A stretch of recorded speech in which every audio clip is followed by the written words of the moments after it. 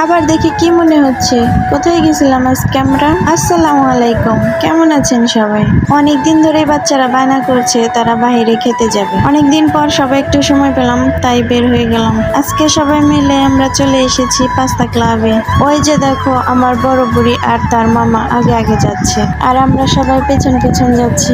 সবাই ভিতরে যাওয়ার পর যার যার মতো ছবি তুলছে, ভিডিও করছে। বাচ্চারা তো অনেক খুশি, কিন্তু আমার বড় বউটা কি জন্য যেন গাল ফুলে বসে আছে। খাবার খাওয়াতে যাচ্ছি কিন্তু খাচ্ছে না। আবার দেখো দুই মামা ভাগ্নি একটা গ্লাস নিয়ে কারাকারি করছে। অনেকক্ষণ বোঝানোর পর আমার বড় বউটার রাগ ভাঙে। তারপর দেখো সে নিজে নিজেই খেয়ে নিচ্ছে। তার কাছে নাকি এই রাইসটা অনেক মজা লাগছে। সে বাসা আসার পর আবারও বলতেছে আমাকে আবার নিয়ে যাবে আমার পাস্তা ক্লাবে। পাস্তা ক্লাবের এই পাস্তাটা খেতে অনেক মজা।